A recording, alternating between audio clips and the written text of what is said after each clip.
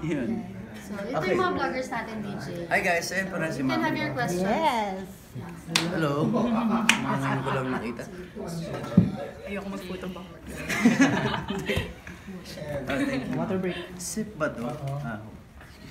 Next, may preference. Hindi. Sorry. Wala. Okay, ma'am. Baka may conflict. So Daniel, how long ka na nagwe-wear ng eye to eye? Ilang years na? 2 years pa lang nata. Tama ba ito? Status, 2 years pa lang. Kasi yun pa naman ang nagagawa ko sa eye to eye. Paano mo siya na ano? Paano lumapit sa'yo yung project? O ni-refer ka? Si Ma'am Tina, pinuntahan niya ako after ASAP. Nag-usap kami sa ABS, sa Star Magic office. And ayun, kinuwento lang ako ni Tita about eye to eye. Ako naman, bago pa, alam ko na yung eye to eye. Bata pa ako dahil syempre, di ba? And ayun,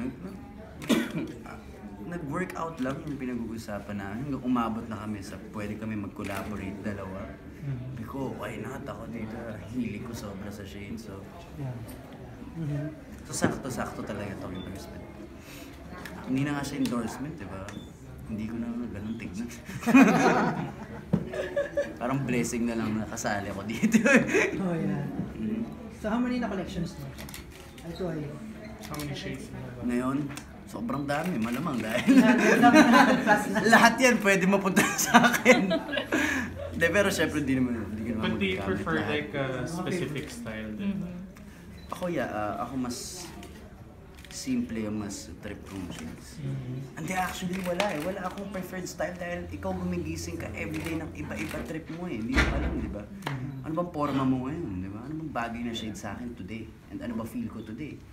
I'm sure this didn't come like natural, but how do you wake up in the morning and prepare for an event or a gig? Basta na bang pogi tapos okay na? Hindi naman. Hindi sapat ang pogi. Hindi ako kung susuotin ko, ako tumitingin ako sa cabinet ko, anong meron ako na hindi ko pa nasusuot. Yun lang.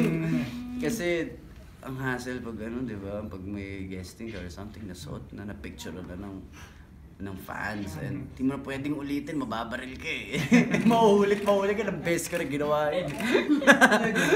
Oo, tapos nahuhuli talaga ako. So, ako kung anong meron, kung anong bagong damit ko dyan. And pinaglalaroan ko na yun. May stylist ka ba?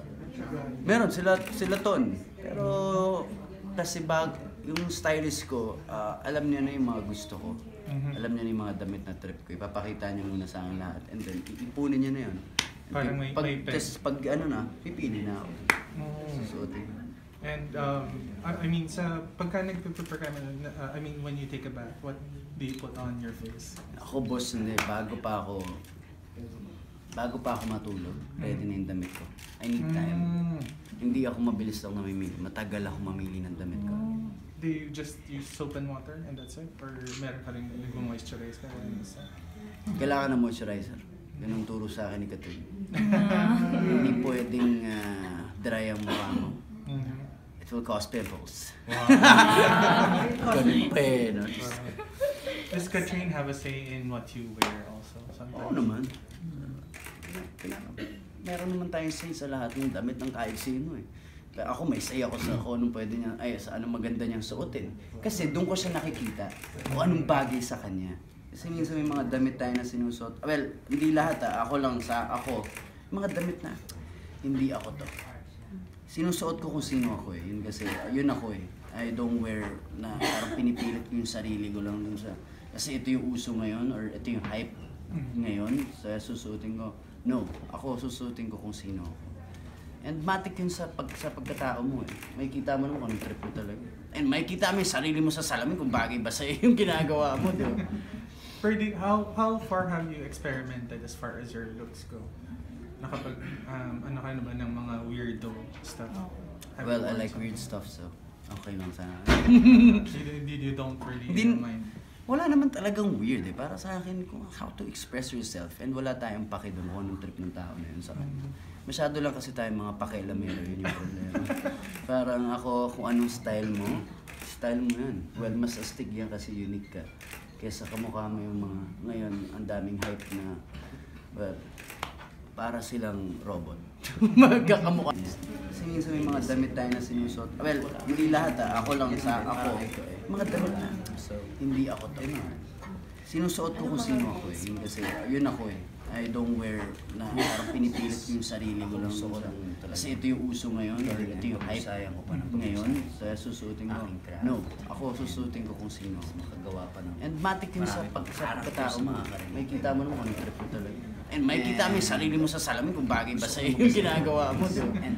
Ferdy, how far have you experimented as far as your looks go? Ano ka na ba ng mga weirdo stuff? Well, I like weird stuff na balik. Okay lang sana.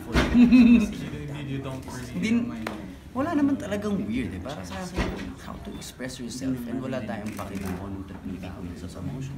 Masyado lang kasi tayong mga pakialamero. Parang ako, kung anong style mo.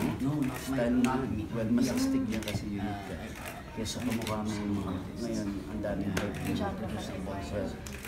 Ako meron akong genre. Magkakamukha na silang lahat. Doon na ako sa producing po. Yes, ma'am. Wala naman ako ano sa genre. Di ba parang nakaganon lang ako? Hindi na babayad. Hawak ko na lang. Ay, hawak na gano'n. Gusto ko standard. Hindi ko eh.